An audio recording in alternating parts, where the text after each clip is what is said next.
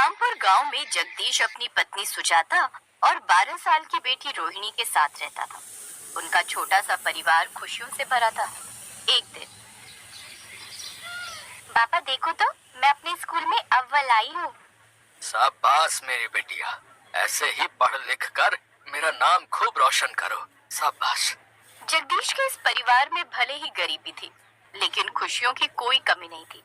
लेकिन कहते हैं ना, भगवान पूरा खुशियों से भरा हुआ घड़ा किसी को नहीं देते। ऐसा ही कुछ हुआ जगदीश के परिवार के साथ। एक रोज जगदीश और सुजाता किसी काम से दूसरे गांव गए हुए थे। रोहिणी के पेपर आने वाले थे, इसलिए उसने घर पर रहकर ही पढ़ाई करने की सोची। ऐसे ही पूरा दिन बीता और रात हो गई।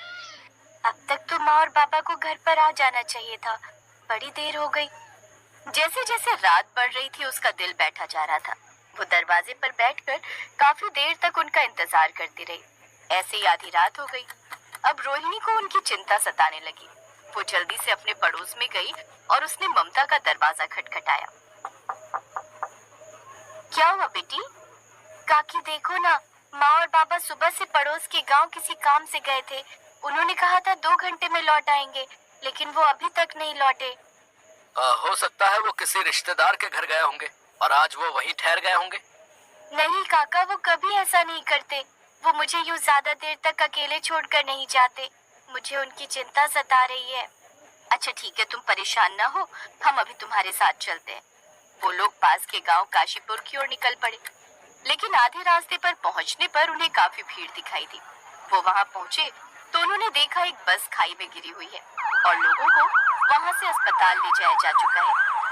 मोहन भी जल्दी से अस्पताल की ओर गया और रोहिणी के माता पिता को ढूंढने लगा। देखिए, जगदीश और सुजाता नाम का कोई पेशेंट यहाँ नहीं है। इसका मतलब मेरे माँ पापा ठीक है। तभी अस्पताल का एक स्टाफ बोला, अरे कुछ लोग इस एक्सीडेंट में मारे भी गए, आप मुर्दा घर में जाकर पता कर लो। ये सुनते ही रोहिणी के हाथ पांव फूल गए। वो डरते हुए मुर्दा घर पहुंची। क्या नाम है तुम्हारे माँ बाप का? जी जी, जगदीश और सुजाता। ठीक है, यहाँ साइन करो। सुबह तक पोस्टमार्टम हो जाएगा, फिर डेड बॉडी मिल जाएगी। ये बात सुनते ही रोहिणी फूट फूट कर रोने लगी। उसकी तो जैसे दुनिया ही उजड़ गई। वो रात उसकी जिंदगी की काली रात बन गई। अगली सुबह जगदीश और सुजाता की डेड बॉडी घर लाई गई। जैसे तैसे आस पड़ोस के लोगों ने उसके माता पिता का अंतिम संस्कार किया। ऐसे कुछ दिन बीत गए। रोहिणी का हंसता खेलता परिवार उजड़ गया। वो अकेले ही रहने लगी और अपने माता पिता की तस्वीर को देखकर खूब रोती। अब घर में कमाने वाला कोई नहीं था। मेरे पास कोई नहीं है, कोई मुझे प्यार नहीं करता, कोई मुझसे बात भी नहीं करता। अब रोहिणी उदास रहने लगी और उसने अब अपनी जिंदगी खत्म करने का फैसला किया। मैं भी अब हमेशा हमेशा के लिए अपने माँ बाबा के पास चली जाऊंगी। यही सब सोचते सोचते एक रोज वो ऊंची वाली पहाड़ी पर चली गई और वहां जाकर कूदने ही वाली थी कि तभी देवी माँ वहां प्रकट हो गई। ऐसा मत करो रोहिणी, अपनी जान लेना कितना बड़ा पाप है। तो ऐसे जी कर भी मैं क्या करूंगी देवी माँ, जहाँ मेरे माता पिता मेरे साथ ना हो।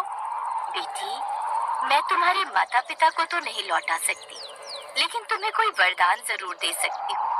इसलिए तुम थोड़ा सोच समझकर कोई वरदान मांगो। रोहिणी ने काफी देर तक सोचा। मेरे सभी रिश्तेदारों और आस पड़ोस वालों ने मुझे इसलिए अपनाने से मना कर दिया क्योंकि मैं गरीब हूँ, और इसलिए कोई मुझसे ना ही बात करता है और ना ही मेरे साथ रहता है। देवी, मुझे आप ये वरदान दीजिए कि मैं जिस भी चीज को हाथ लगाऊं वो सोने की बन जाए। तथास्तु। देवी माँ उसको वरदान देकर अंतर्ध्यान हो गई। अब रोहिणी खुश थी।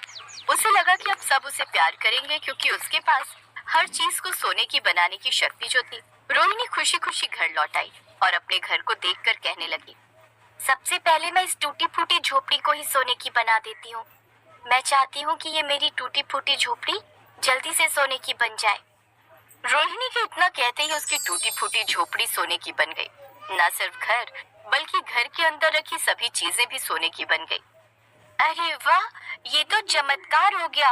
अब देखना कि गांव वाले कैसे मेरे सोने के घर को देखकर दौड़े दौड़े चले आएंगे। अब बिल्कुल वैसे ही हुआ। गांव के लोगों की भीड़ उसके घर के बाहर लग गई। अरे ये कैसा चमत्कार है? तुम्हारी ये टूटी फूटी झोपड़ी आखिर सोने में कैसे बदल गई? बस यूं समझ लो कि ऊपर वाले का आशीर्वाद है काका। अब मैं जो भी चाहूँ वो सब सोने में बदल सकती हूँ।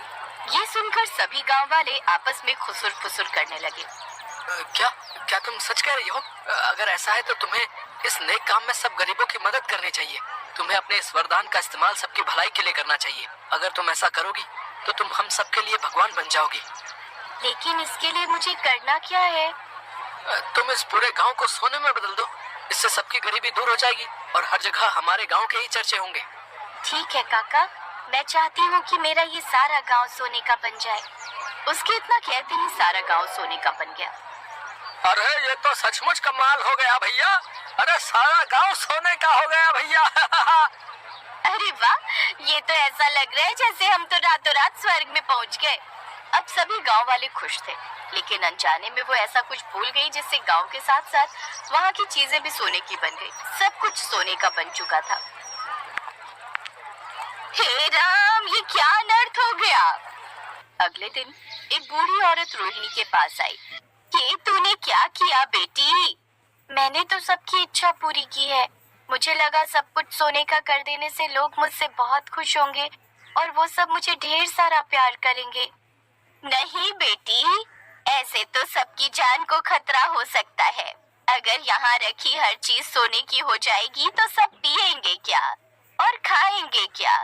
ऐसे तो सब भूखे मर जाएंगे और ऐसे तो ये पूरा गांव बर्बाद हो जाएगा। ये तो मैंने सोचा ही नहीं।